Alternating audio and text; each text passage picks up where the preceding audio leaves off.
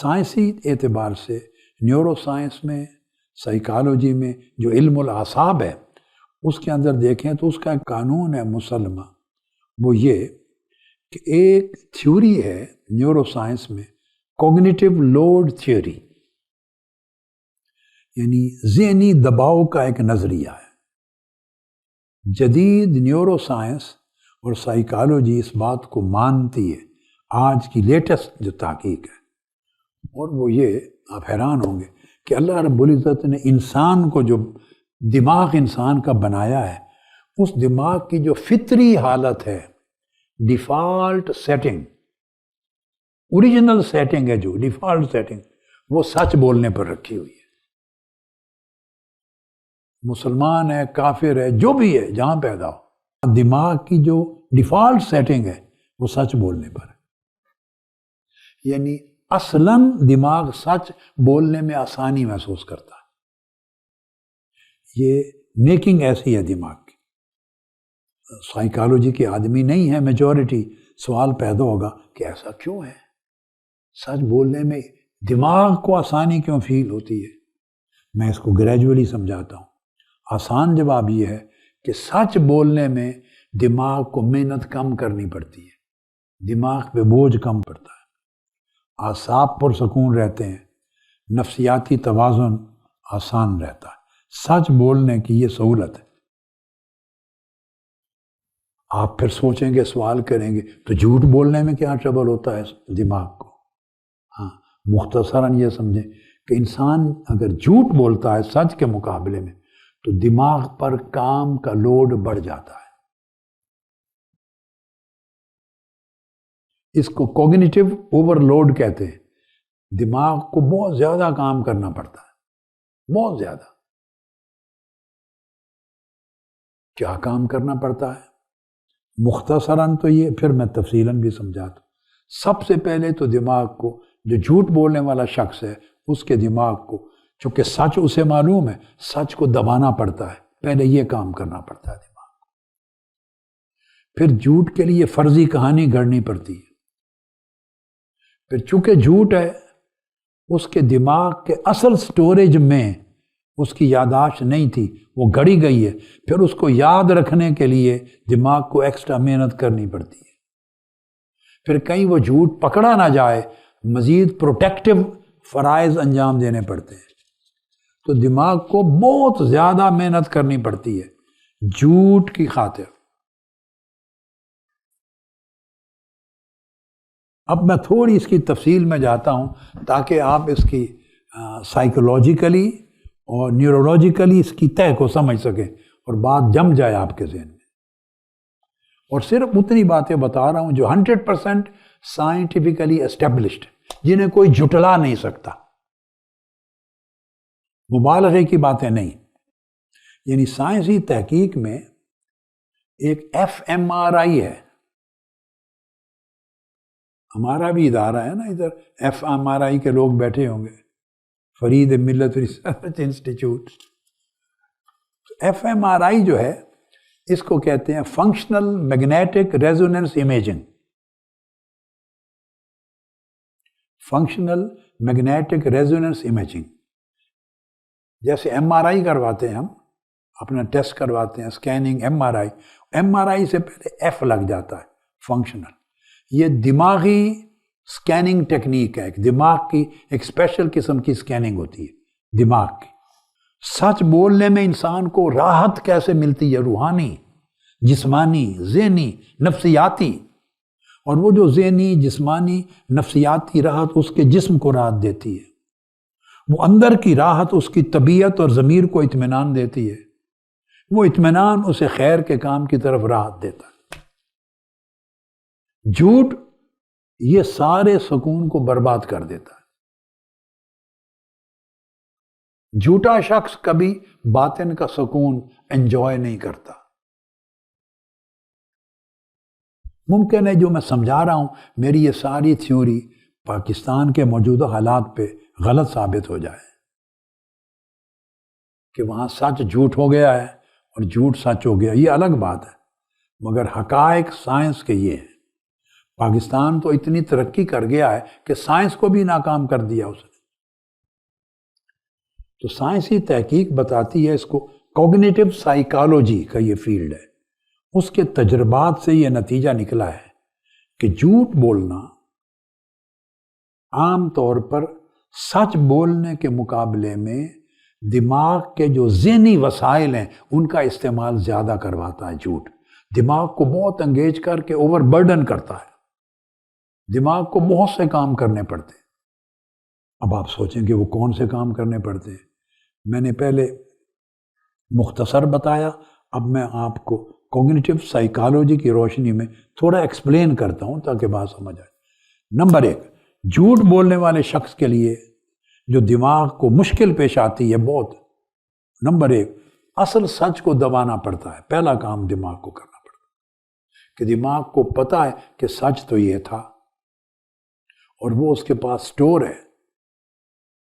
اب جب انسان نے جھوٹ بول دیا تو سب سے پہلا کام تو دماغ نے یہ کیا کہ جھوٹ بول دیا تو جو سٹور میں سچ تھا اب اس کو دبانے پر مصروف ہو جاتا ہے. دماغ کا ایک فنکشن، دماغ کے مختلف حصے ہیں اور مختلف حصے مختلف فنکشنز کرتے ہیں. جب آپ جو نیورولوجسٹ ہیں اور سائیکالوجسٹ ہیں اور کوگنیٹو سائیکالوجسٹ ہیں ان سے جب پوچھیں گے یا جائیں گے کمپیوٹر پہ، بکس میں جائیں گے، آرٹیکل پڑھیں گے، کھولیں گے ان سبجیکٹ پہ ریسرچ آرٹیکل جو یونیورسٹیز میں ویسٹرن ورلڈ میں، تو آپ کو یہ چیزیں ملیں گی. میرا قصور صرف یہ ہے کہ میں نے اپنے آپ کو ساری عمر گزار کے بھی پڑھنے سے لا تعلق نہیں کیا. بس اور کوئی نئی چیز نہیں ہے، یہ کوئی کشف و کرامات نہیں ہے، بس میں پڑھنے سے، تحقیق کرنے سے جڑا رہتا ہوں. میں طالب علم ہوں تو طالب علم کا کام ہمیشہ علم حاصل کرتے رہنا ہے. تو سب سے پہلے تو دماغ جو اس کے سٹور میں سچ واقعہ تھا اس کو دباتا ہے کہ کہیں وہ نہ نکل آئے. نمبر 2، اور ایک یہ چیز اصل سچ کو یاد رکھنا پڑتا ہے تاکہ جب جھوٹ بولنے والا بولے تو درمیان میں اصل سچ نہ ٹپک پڑے، کہیں وہ 4 جملے سچ کے نہ نکل آئیں تو سچ میں خلط ملط ہو کے کوئی کھچڑی نہ پک جائے. تو دماغ کو کوگنیٹو ہو کر ذہن میں رکھنا پڑتا ہے کہ اصل سچ یہ تھا، اور جب یاد رکھ کر پھر انہیبٹ کرنا پڑتا ہے، اس کو پھر دبا کے رکھنا پڑتا ہے. وہ چپ کر کے بے ہو، تو جھوٹ دی سٹوری چل رہی ہے، تو چپ کر کے دبتے بے، اس کو اٹھنے نہیں دیتا سچ کو. یہ دوسرا فنکشن. تیسرا فنکشن دماغ کو یہ کرنا پڑتا ہے کہ جھوٹ کے لیے ایک نئی کہانی گڑھنی پڑتی ہے.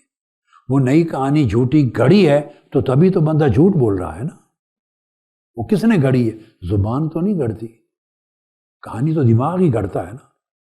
اس غریب نے پہلے سچ کو یاد تھا، اس کو سٹور میں بند کیا، لاک کیا، پھر اس کو دبا کے رکھا، تالا لگایا کہ سچ باہر نکل نہ آئے. پھر جھوٹ کے لیے نئی کہانی گھڑی، تیسرا کام کیا. جب ایک کہانی گھڑی، پھر چونکہ جھوٹی کہانی ہے، یہ بات امپورٹنٹ ہے، چونکہ دماغ کے بیسک سٹور میں وہ موجود نہیں تھی، گھڑی ہے، لہٰذا اب اس دماغ کو محنت کر کے، ایکسٹرا محنت، اس کہانی کو مسلسل یاد رکھنا پڑتا ہے کہیں بھول نہ جاؤں. کیونکہ بار بار جب بیان کرنی، اگر وہ بھول گیا، چونکہ اصل تو وہ تھی نہیں، تو گھڑی ہوئی کہانی کو یاد رکھنا پڑتا ہے مسلسل.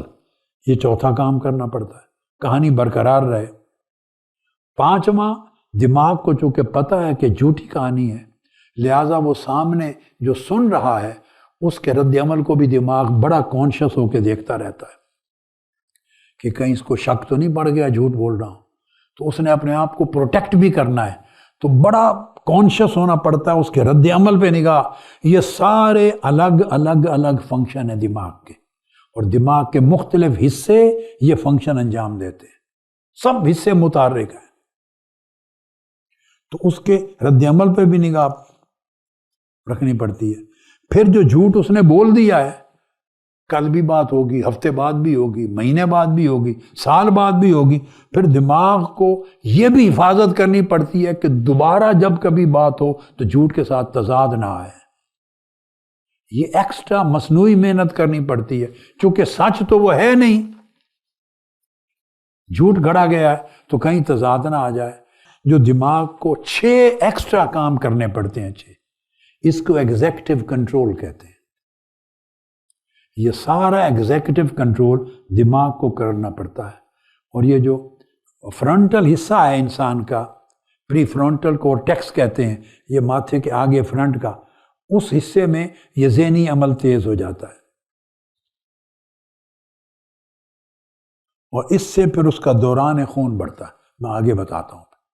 اب اس کے برعکس آپ سوال کر سکتے ہیں کہ جھوٹ بولنے والوں کو یہ پرابلم تو یہ ہوئے، تو سچ بولنے والے کو کیا ہوتا ہے یا کیا نہیں ہوتا؟ سچ بولنے والے کو تصدق الحدیث، جو ہمیشہ سچ بولتا ہے، اس کو یہ 6 فنکشن جو دماغ نے اضافی کیے، ان سے نجات مل جاتی ہے۔ یہ راحت کا سبب ہے۔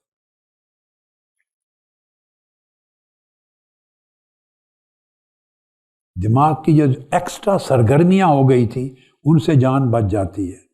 سچ بولتے وقت دماغ کو صرف جو کام کرنے پڑتے ہیں وہ سن لیں، کہ جو یادداشت تھی، اصل واقعہ جو ہوا تھا، ان اصل یادداشت کو نکالنا سٹوریج سے، بس کوئی نئی چیز گھڑنی ہی نہیں ہے۔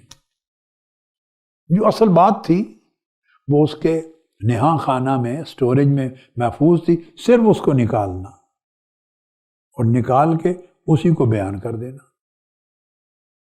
باقی سارے کاموں سے جھوٹ کے دوران جو ایکسٹرا کرنے پڑتے ہیں، دماغ کی وہ ضرورت نہیں رہتی۔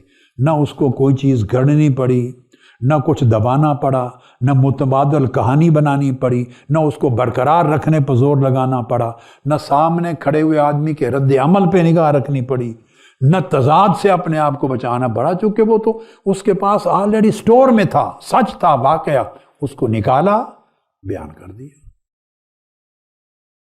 اب چونکہ وہ آ گیا کانشس مائنڈ پر، اب اس کو کوئی خطرہ ہی نہیں ہے تضاد کا، تو اسی لیے اس کو نہ انہیبیشن کرنی پڑتی ہے، نہ فیبریکیشن کرنی پڑتی، نہ کچھ گڑھنا پڑتا ہے، نہ کچھ دبانا پڑتا ہے، نہ کچھ چھپانا پڑتا ہے، نہ کوئی تضاد بچانا پڑتا ہے۔